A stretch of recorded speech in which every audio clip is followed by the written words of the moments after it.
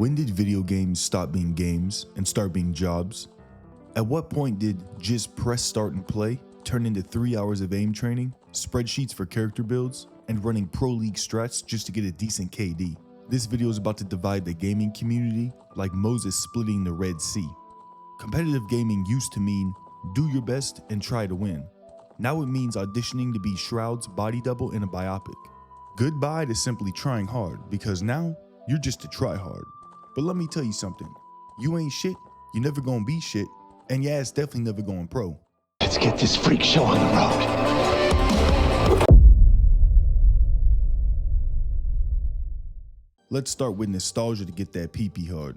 Back in the early 2000s, our parents could find many of us hunched over a computer desk with the posture of XQC as we picked flax to sell so we could finally afford our dragon dagger after grinding out 60 attack and the Lost City questline.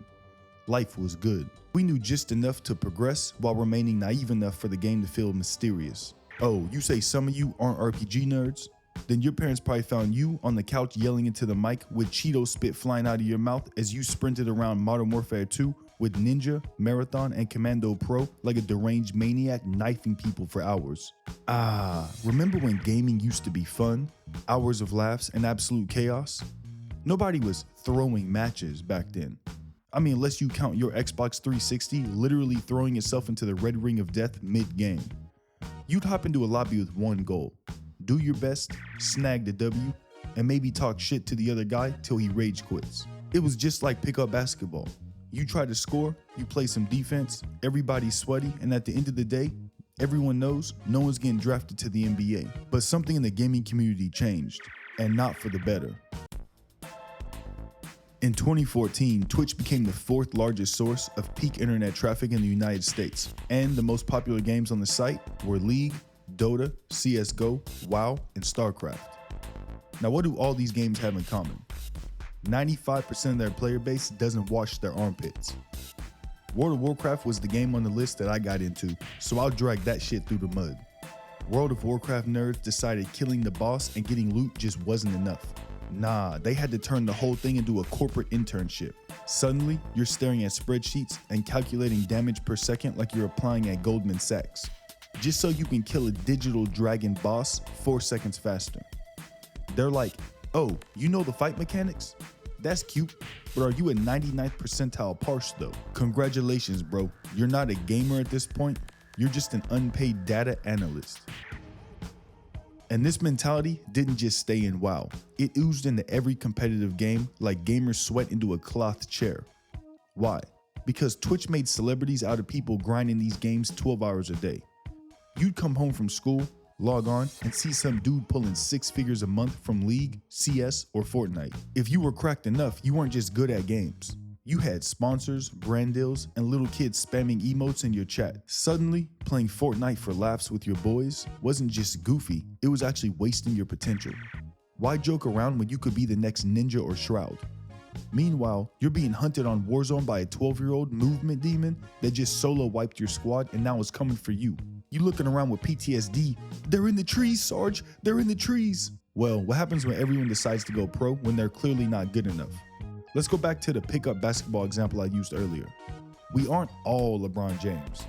Actually, none of us are. So when the average normie decides to go pro, they need as many advantages as they can get. So you end up with some juiced up handcrafted teams with professional level training and dietitians at the damn YMCA.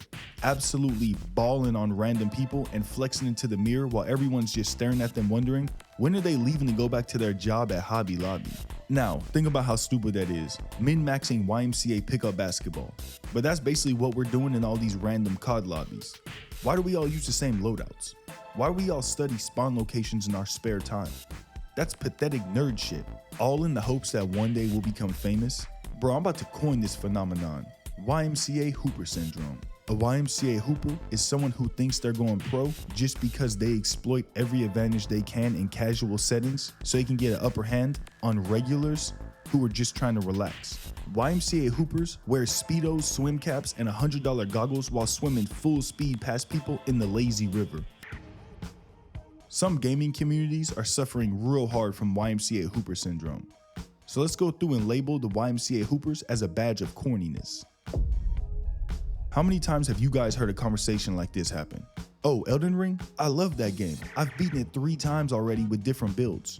It's one of the best games I've ever played. Let me stop you right there. Your first 2 playthroughs were magic and strength. Both of those make the game too easy and exploit boss mechanics, so those don't even count. Oh, and your 3rd playthrough, you really thought you were cooking on that one. You did a bow only clear, but that doesn't even count because you didn't hug Fia and keep her debuff on during the consort Radon fight.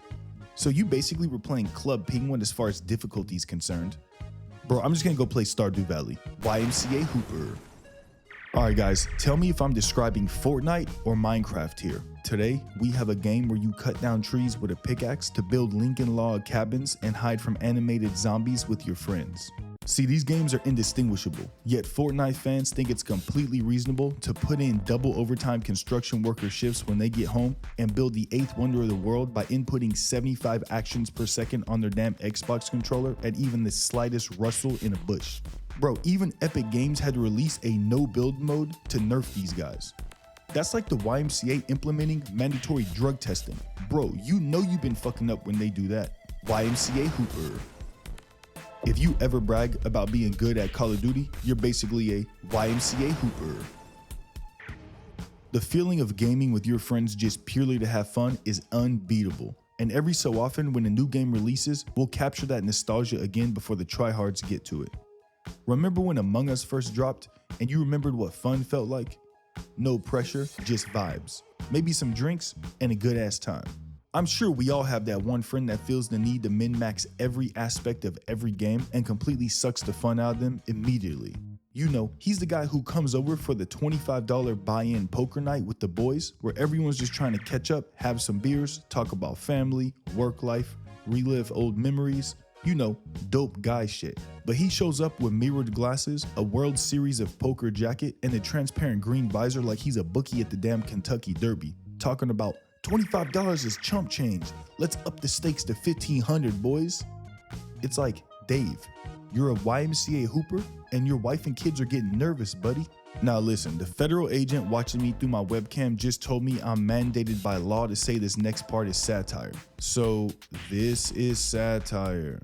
Guys, it's our duty to destroy all YMCA Hoopers through bullying, so let's do it together. We've already bullied the YMCA Hooper SoundCloud rappers to stop and go back to McDonald's. Now we need to stop these wannabe gamer pros. Just remember, nobody should be trying to set the world record swim times in the lazy river. You aren't cool, and people in the floats are hoping that they drown you. Gaming was meant to be fun, not a chore, not a job, not stressful. When Battlefield 6 drops, we don't need any more spreadsheet warriors. We need more Cheeto-fingered idiots running around trying to snipe with an RPG. As September rolls around and 2025 is starting to come to a close, the motto for 2026 is "It's up to you to make gaming awesome this year." But with that, thank you for making it this far in the video. If you liked it, hit the like button, share the video with your favorite YMCA Hooper, and type their name in the comment section below. Call their ass out. But hey, stay safe out there, and I'm gonna see y'all next time.